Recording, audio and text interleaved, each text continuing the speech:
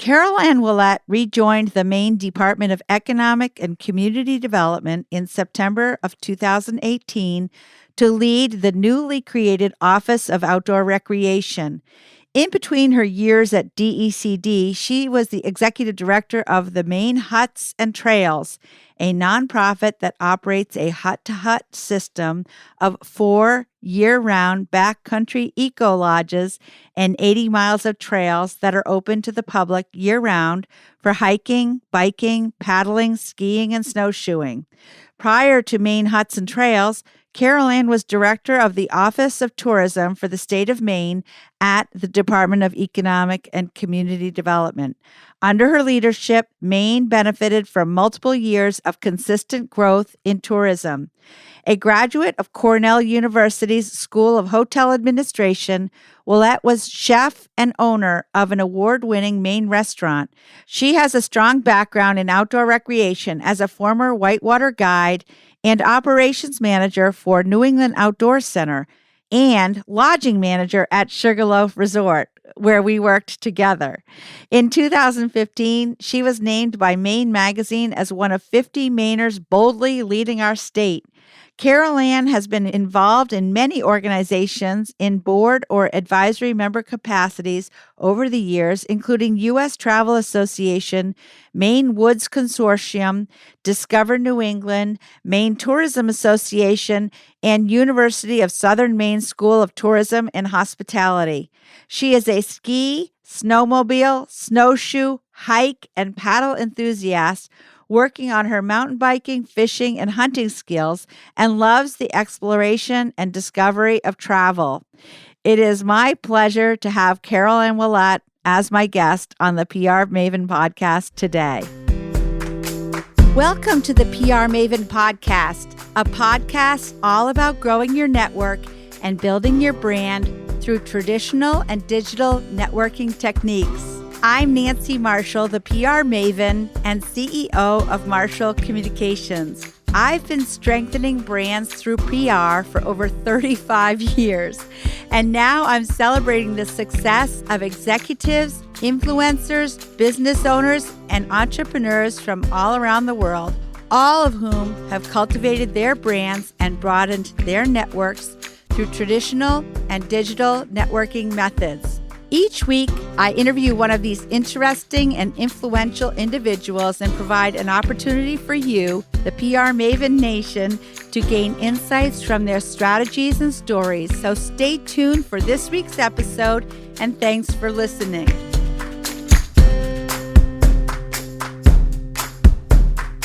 Carolann, to kick things off, tell us about your career and how you got into it in the first place. Wow, Nancy, that's quite a question to kick things off. So let's see, how far back do we want to go? Really, the kickoff, I think, if anything, there's two things. How I got to Maine, which was a pretty typical story of so many of us. We vacationed here when I was young, and it goes back multi-generational. My grandparents took my mom brought us, and we only pretty much went to a small place in Jackman, Maine called Adian Lake Lodge. Oh, that's nice. So that was my connectivity and the reason I moved to Jackman ultimately, because I did work there several summers in college. But really the kind of career path, I think, was kicked off because I went to Cornell University and got a degree in hotel administration. So really got into the hospitality industry very early on. And that's been most of it. Through the years has been different ways to connect to welcoming visitors and being part of that industry, everything from waiting tables and bartending to being a whitewater rafting guide and just kind of following one step. One door opens and you keep moving forward. That's what I love about you, though, is you so personify every aspect of hospitality in Maine, from food and beverage to snowmobiling and fishing, rafting, hunting. And I've been really lucky because there have been so many different opportunities. So certainly working for New England Outdoor Center taught me a lot about entrepreneurship. And from there, I did spend some time at Sugarloaf, working at the Sugarloaf Inn. So going back to my roots, exactly, in the hospitality management piece. And then opening my own restaurant and actually being the chief cook and bottle washer pretty much there. So That was in Jackman. That was 11 years. And, to your point, I think about networking, through that time, getting engaged in Maine Tourism Association and getting engaged in the Old Canada Road Scenic Byway creation and different ways to connect to other people throughout the industry and not just in the area in which I was located. So those opened up doors, moving from MTA to the Maine Tourism Commission, which is how I got to know the Office of Tourism. So there's a lot of that interconnectivity in Maine. Well, again, you also personify exactly the way a tourism professional should be, and that is connected. So that's another thing I love about you is that you've always held up your hand and said, I'll volunteer to do that. I'll be on that board. I'll be on that commission. I don't know how you go to all the meetings. Sometimes it may not be the most efficient use of time, but it certainly has led to incredible learnings about what's happening across the state. And I mean, it just Maine every day, and particularly in this new position, it just amazes me at how many people are really focused on some truly interesting and very impactful work across the state. And it just every step of the way, you meet somebody new or find out about some other new project, and it may not be new. They may be, things that have been happening for a long, long time and just didn't hit the radar at that particular point. Right, exactly. What's an example? Like dog sledding or something like that? Yeah, I mean, dog sledding, so dog sledding is a really interesting example because it has been part of a piece of Maine for a long time, but then there's pockets of it that continue to grow. You think about out in Western Maine in the Mahoosix area, there's a guide service that does dog sledding trips out there. You've got the Can-Am race that continues to grow up in Fort Kent. But the other piece is it continues to evolve. So like this past year, there was a ski joring event. So you kind of get the offshoots of all these things in Skowhegan at the Skowhegan Fairgrounds. And if I'm not mistaken, it was ski joring behind horses. So, there's all these really kind of unique things that keep happening based on either, traditional pieces of our outdoor recreation lifestyle or, heritage sports, things like that. Well, that would be really great for social media. True. Ski joring behind horses. Yeah. I was up at the AMC Huts cross-country skiing a few weeks ago, and there was a little girl who was ski joring behind her dog, and it just looked like so much fun. It is. Made it so much easier than cross-country skiing under your own power, too. Well, that's true. I mean, I've got a friend in Jackman who does it pretty regularly. She's kind of cut her own set of trails and maintained them and goes out with her dog, and it's a great way to great exercise. Yeah, it's great. It's great being in the outdoors. It's good for health and well-being and all of it, and just spending time and kind of unwinding, but being active. Exactly. With your dog. Right, with your dog. what could your best friend. So you've been involved with promoting Maine Tourism, Maine Office of Outdoor Recreation for a long time. And what do you think is the best way, or what's your best tip for our listeners on PR, marketing, social media, or personal branding? Wow. Another very powerful question. I think one of the things that probably I learned from you is really that there's an integration, that there isn't necessarily one thing that does it all, but being conscious of the channels that are all around you.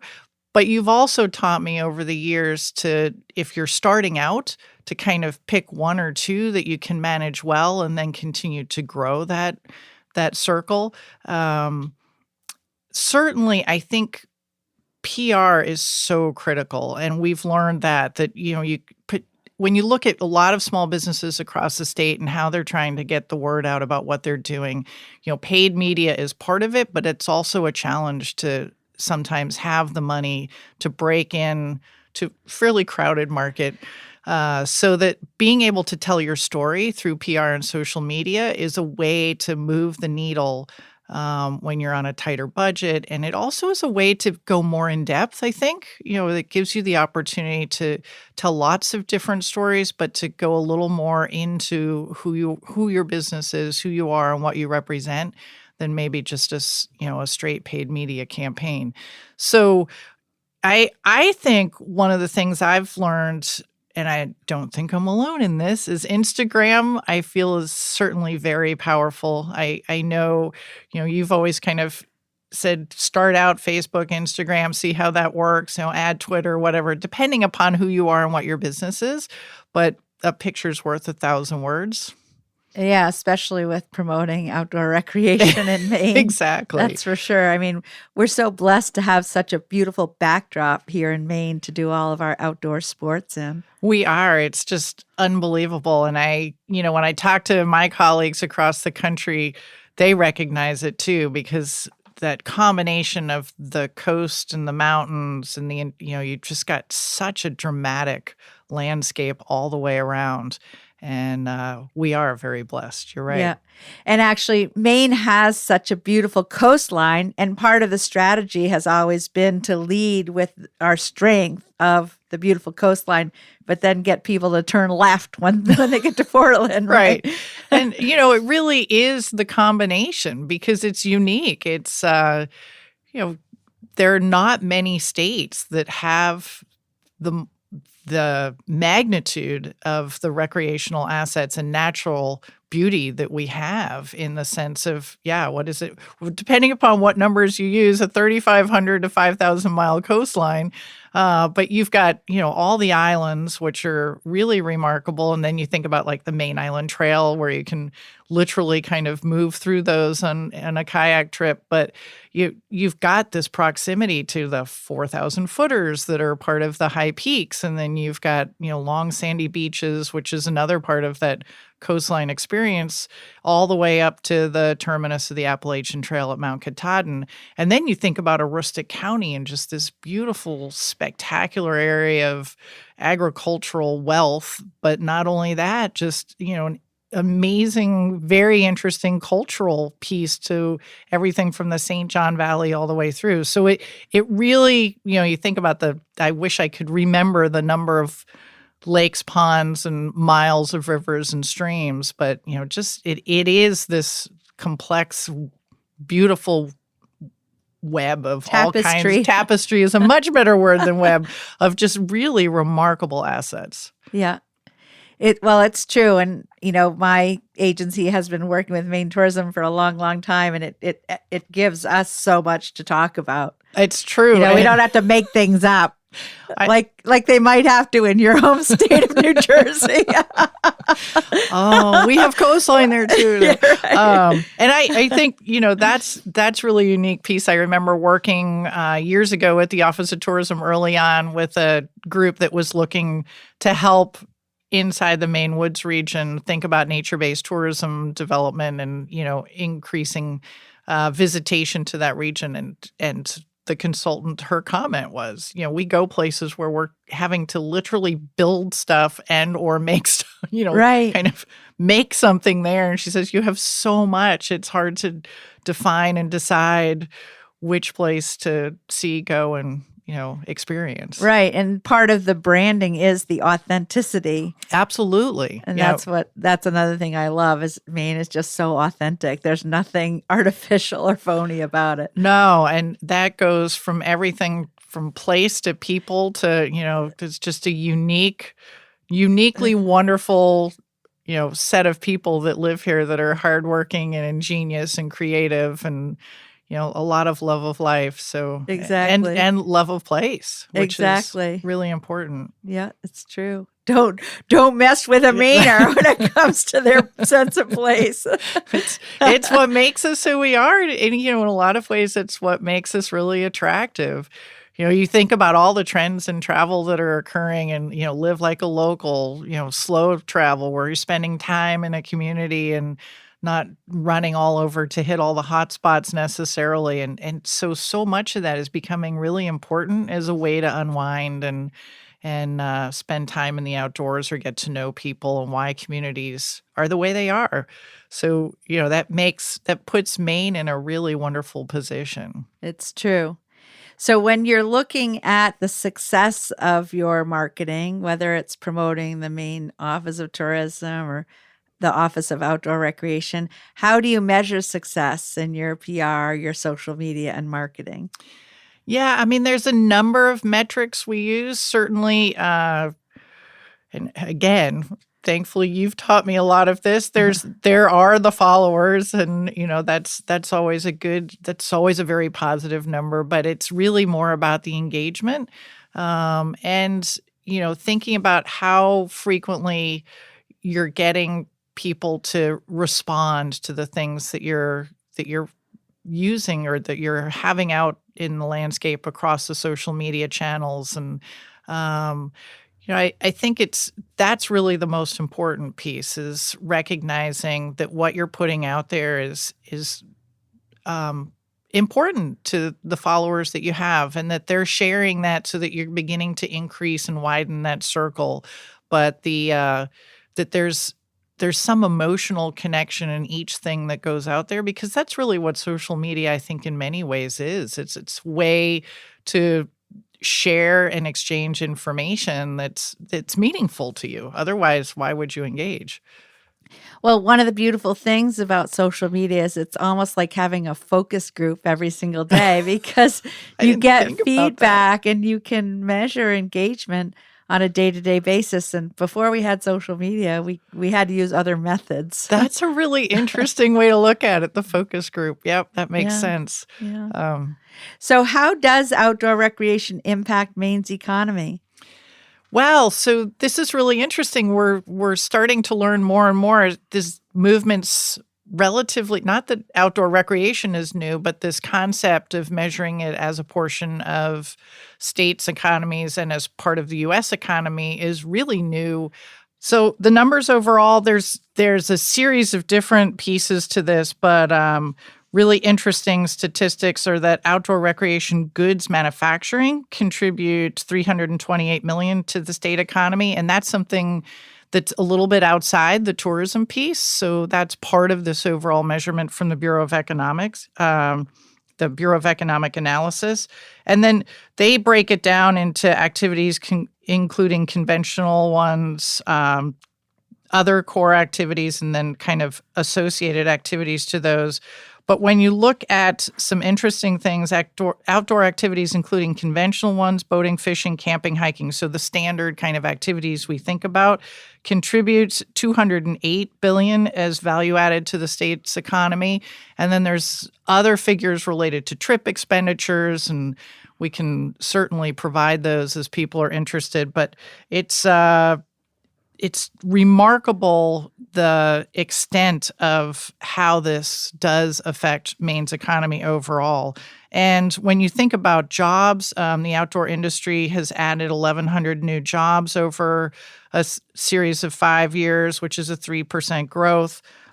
Jobs overall, as far as how the outdoor recreation supports them across the industry, is close to 40,000 jobs in Maine. So again, there's a number of different numbers that can that can provide sort of the basis for how this plays out across the economy. Yeah, well, it's a significant part, obviously. It is, yeah. It's really interesting to finally have those figures, and particularly from kind of an objective place. So having those numbers come from the Bureau of Economic Analysis, I think, is really helpful. Right. So can you tell our listeners more about how outdoor recreation benefits tourism in Maine? Yeah, so outdoor recreation is certainly a driver for tourism in Maine. And, when we look at the places where we're talking about helping destinations do destination development and either increase visitation or move visitation across seasons, many of those areas, particularly in the Maine Woods region, outdoor recreation is certainly the driver. But outdoor recreation, even beyond the tourism piece, and this is where a lot of destinations are moving into more of a marketing and management component is, what's important also to the community itself and the residents there. So we know outdoor recreation helps create healthy communities in that outdoor recreation assets help attract new residents. They attract new businesses. They help with, the more we can get people outside, it helps with public health issues long term. So all of that it's this circular piece of using that to drive the economies, having the recreational assets, which is part of conservation and stewardship of those assets, getting people into the outdoors, and then having people be healthier overall. So, yeah, I know. I just in my own life, I'm looking forward to the trek across Maine this summer that I'll be riding for the 8th time and on my bike. And then in July, I'll be doing the Peaks to Portland swim. And so just having those things looming ahead of me, it forces me to train and get outside and ride my bike and swim. And, that just adds so much to my life. And, obviously being out in the sunshine, you get vitamin D. Right. There's just so many benefits. There really are. And, the fun thing about it is Maine is fairly high in how Mainers spend their time outdoors. So we've got about a 70% participation rate overall. And I believe the national average is around 45 or something. So wow. Mainers do love their outdoors. And, again, it's part of our heritage. And that's part of this new job is, elevating the brand awareness based on Maine's history and heritage in the outdoor space. And so that's really important as far as great. Yeah. And and especially as we're celebrating our bicentennial. Absolutely. And being mindful of how far we've come, but how we are still doing a lot of the same things. Absolutely. And the interesting part about that, kind of that outdoor recreation heritage is those natural assets have really inspired not only, small scale manufacturing. You think of someone like a Sean Tenney or any of the Maine built boats companies, and even the innovative products that are, coming across the landscape now, from Hyperlite to Freefold to Good to Go. So you think about all the kind of span of what's been built in Maine around the outdoors. But also it's inspired art, it's inspired culture, it's inspired so many things. So just by being in the outdoors, we often think of outdoor recreation as needing to be really active, but it's really about being in the outdoors and enjoying what you love to do outside. Right. And you were mentioning some brands. And of course, we have to mention the grandfather of all the outdoor brands. We do, LL Bean, absolutely. And their campaign, Be an Outsider. So that's been a really successful campaign. Yeah, which is, such a wonderful partnership for Maine, and, having them there. And they're they've got a really wonderful partnership with Flowfold. So, that large brand working with smaller companies, startup companies, or other companies that are working in that outdoor recreation space, having that partnership across the landscape is so important. And I want to give a shout out to Via Advertising, which actually was the ad agency from Portland, Maine that developed the Be an Outsider campaign. Yeah, It's a lot of fun. It's a really fun campaign. Yes, it is. And yeah, so it's interesting seeing kind of this mix of who makes up the outdoor recreation industry, and how it ties into tourism in other ways. And so what I'm learning in this new position is you think about land trusts that are across Maine, and which there are a lot of them all the way around the state that are looking at conserving land and building trails and getting people into the outdoors and understanding the importance of those landscapes and connecting them to communities. And then you've got so many organizations that are working to get people outside. So how do we better link some of what those folks are doing with the kind of traditional tourism industry folks too, recognizing that there are these assets and places to go that may not have been, necessarily part of the consideration set. But then you think about organizations that are getting kids outside. Teens to trails. Teens to trails. Winter Kids just had their big Sugarloaf thing the other day, and Ripple Effect, Maine, Sail Maine. I mean, it goes on and on. And Outdoor Sports Institute. I mean, I could go on and on and on. Maine summer camps, where you think about history and heritage, and how long they've been in as part of the mix. Right.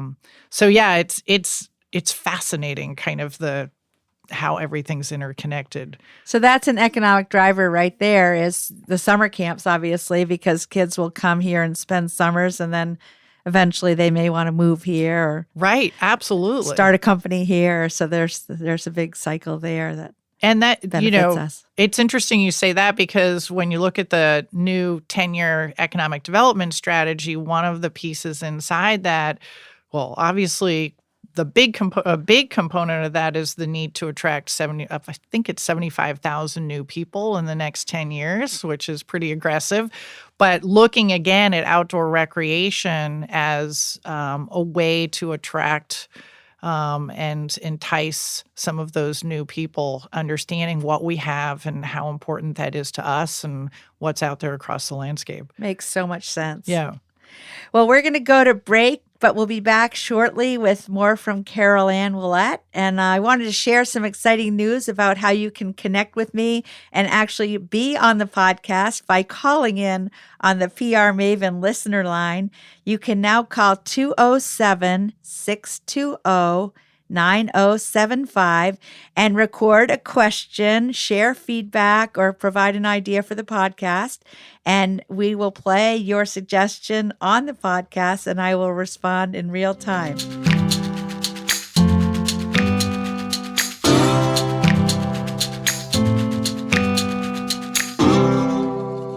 So now we have a question from our listener, Jen. So Jen, what's your question? Hi, Carolann. I was curious, in your career where you've talked so much about Maine, is there ever a time where you'd like to be talking about or focusing on something else? Hi, Jen. Thanks for that question. That's another tough one, but actually I have thought about it in the past, and I continue to stay here. There's something about Maine that is, I think sometimes it's hard to define despite all the marketing that we do and try and define it. And so Maine has a very strong emotional connection for me. So each time I have contemplated talking about something else or somewhere else, I generally find myself staying here and shifting a little bit. So the shift from the Office of Tourism to the Office of Outdoor Recreation, again, not very, very integrated, but still a little bit different, a little bit new. So I think what I've been able to do is be able to talk about Maine just from a little different perspective each time, which has been the change.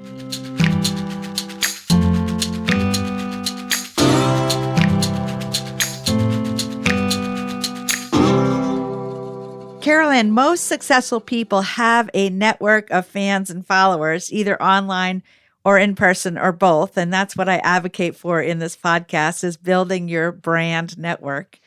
So have you built a network of fans and followers, and has it been a conscious goal or has it happened on its own? So I think I have fans and followers out there. I guess we'll find out, That's right? That's why you have your job, I believe. So I have. It has not been a conscious goal. I will definitely be the first to admit that. I like meeting new people and being able to help where I can, and that's been really important. But to the point of having the job that I have, this was really interesting.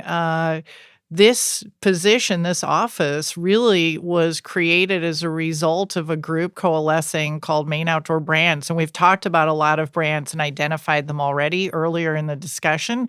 And all of them are part of this Maine Outdoor Brands organization, including the LL Bean, the big one in the room. But it was a group of people that started Maine Outdoor Brands, and it was started really kind of a brainchild of Blaze Partners, another agency here in Maine, and some of the brands that they represented.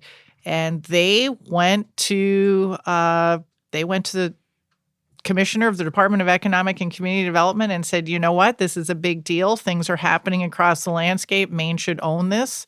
And we really want to help figure out this Office of Outdoor Recreation thing. And we think we got a good idea of, who might be a person for consideration. So I guess I had some fans and followers out there somewhere. But yeah, I think Maine, again, because we're a small state, which, we always talk about that like half a degree of separation. It's like, oh yeah, I know you, you know them. And yes, they all know one another somewhere. It's being out and about and listening and learning. And I think that's how you create that group of networked individuals. Yeah, I think that a case study about how Maine outdoor brands came together very organically. Right. I went to some of those initial meetings and I helped. You helped I launch. helped with the launch of it. Yeah, and it was really great to see all of these companies from, James at Flowfold on up to Steve Smith at LL Bean and a lot of companies in between, really kind of rolling up their sleeves and saying, how can we work together? And then, bringing you in was great. Right. And, really they were one of the first official kind of business alliances around outdoor recreation product manufacturers and retailers in the country. And in fact, people are turning to them like, how did you form? How did this work? So again, putting Maine in a leadership position there, which is really fun. It's an interesting, it's interesting that they were able to coalesce so quickly and understand how important this was. And I love that happened. Right. And then they've gone to several trade shows together, Outdoor Retailer in Colorado. And right. They've gone to Europe. They did. They went to a Germany trade show in Germany that they worked with the Maine International Trade Center to get there. And, again, it's all about partnerships because they've been living as some of the early times they were with Live and Work in Maine and Maine and Company and Maine International Trade Center. And then as this office came online, we're a big partner in those shows as well. So again, uniquely Maine, the Maine outdoor brands, bringing together a number of brands under that banner at the outdoor retailer shows.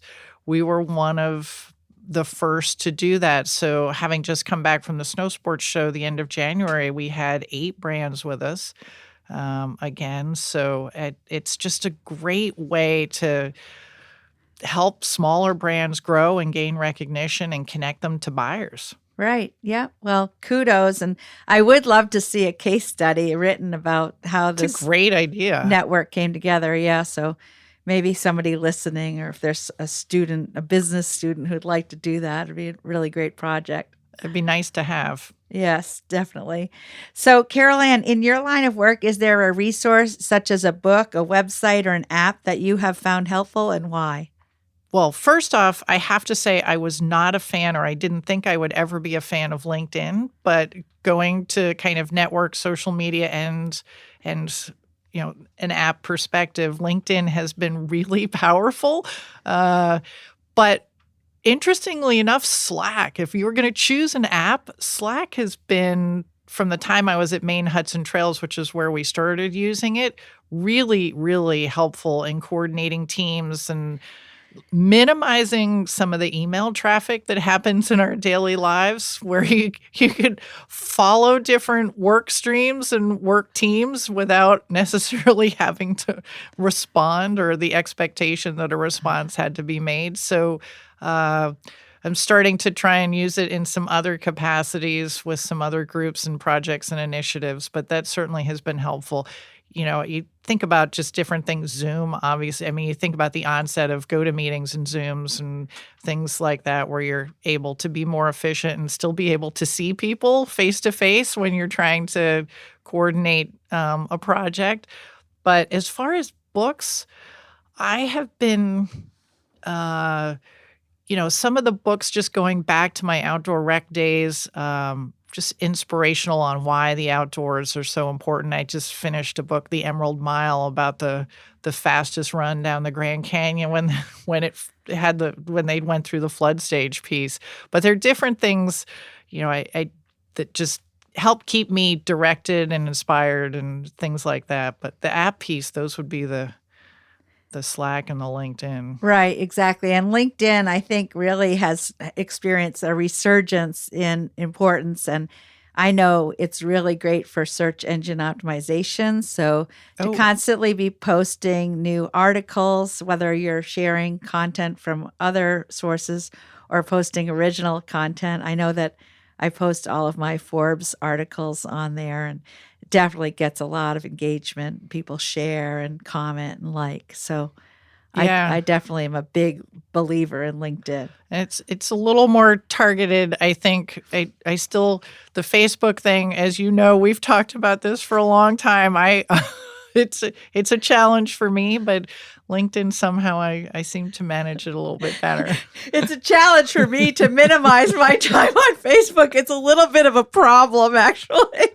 Sometimes if I can't sleep in the middle of the night, I'm like, oh, I'm just going to take a quick look. I know that's bad.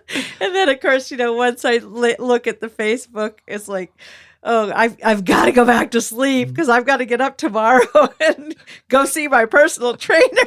So I better get back to sleep. Well, I mean, the ironic part about that is so much of the outdoors and some of the trending in travel is to spend time in the outdoors to disconnect, to finally leave all that behind you and let you sleep through the night without jumping onto Facebook. Well, you used to be at the Maine Huts and Trails, and of course, we were handling the PR, and it was always so funny because Maine Huts and Trails tries to discourage social media use, but I was always sneaking off in the corner and hoping I wouldn't get busted. Well, connecting on. We love the fact that you were sneaking off into the corner because, again, that was so much a part of what was important for getting the word out about us. But yeah, I mean, the idea, again, that outdoors experience from the health and wellness and the disconnecting and, de-stressing and all those things, spending time talking to your children or whatever that might be, or your friends and colleagues. Right.